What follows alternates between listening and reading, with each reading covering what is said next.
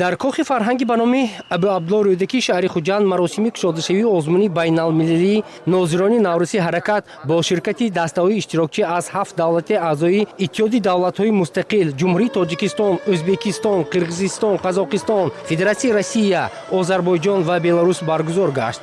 доираи васеи тарғиботчиёни Наврас, наврасони шаҳру ноҳияҳои ҷумҳурӣ ва намояндагони ташкилоту муассисаҳои дар тарбияи наврасон манфиатдор дар чорабинӣ иштирок доштанд. мақсад аз баргузори намудани озмуни нозирони Наврӯзи ҳаракат ин пеш аз ҳама пешгирии намудани сатҳи садоманокии роҳи нақлиётӣ бо иштироки кӯдакон наврасон ва баланд бардоштани маърифати ҳуқуқи хонандагони муассисаҳои таълимӣ мебошад. муовини вазири корҳои дохилии ҷумҳурии Тоҷикистон чорабинии сатҳи байналмилалиро ки бо ташаббуси Вазорати корҳои дохилӣ баргузор шуда истодааст, омили муҳим ҷиҳати тарбияи ҳуқуқи наврасон дар самти риоя ва омӯзиши қоидаҳои ҳаракат дар роҳ ва барқарорсозии дӯстии байни онҳо унвон карда ба аъзоёни дастаҳо иштироки бо муваффақият таманно намуд. гуфта шуд ки ҳукумати ҷумҳурии Тоҷикистон баҳри таъмини бехатарии иштирокчиёни ҳаракат дар роҳ бахусус кӯдакону наврасон чораҳои зарурии беҳдоштию муҳофизатиро андешида ҳаёту саломатии ҳар як шаҳрвандро ҳифзу ҳимоя менамояд. Команда у нас состоит из 5 человек, команда «Акчол». Всем участникам, конечно, желаю удачи во всем.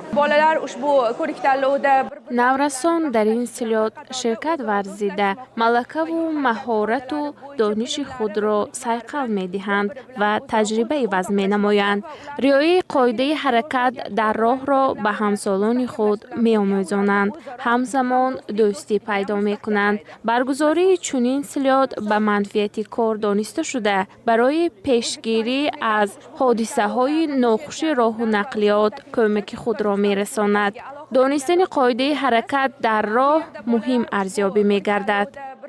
дар идома намояндагони дастаҳои иштирокчӣ аз давлатҳои ҳамсоя сухан карда ҷиҳати фароҳамсозии шароити созгор баҳри гузарондани озмун ки дар баландбардоштани маънавиёти наврасон мусоидат мекунад изҳори миннатдорӣ намуданд. сипас 7 дастаи иштирокчии нозирони Наврӯзи ҳаракат бо навбат ба саҳна баромада бо гашти низомӣ ва иҷрои ҳаракатҳои хоси ҳарбӣ омодагии худро ҷиҳати иштирок дар озмун нишон доданд. иштирок дар озмун барои мо имконият фароҳам овард ки малаку маҳорати нозирони Наврӯзи ҳаракатро бештар нишон диҳем. Я очень рада, что горжусь своей командой, что мы заняли первое место и вот сейчас в слете. Ощущения, эмоции невероятные, вот. Но мы постараемся, чтобы все было хорошо.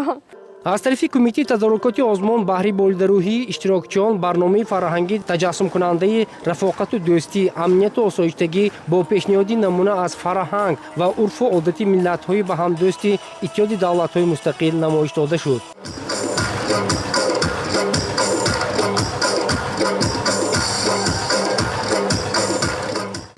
гуфтанд ба маврид аст ки озмуни мазкур слёти саҳёми байнидавлатии нозирони Наврӯзи ҳаракати давлатҳои аъзои Иттиҳоди давлатҳои мустақил мебошад ки аз 15 то 20 июли соли 2025 дар шаҳри Гулистони вилояти Суғд баргузор мегардад. ҷонбок намудани корҳои ташвиқотию тарғиботӣ, пешгирии ҳодисаҳои нохуши нақлиётӣ дар байни ноболиғон, омӯзиши ҳарчи бештари қоидаи ҳаракат дар роҳ ва бархурдории наврасон аз он ҳадафи чорабинӣ мебошад.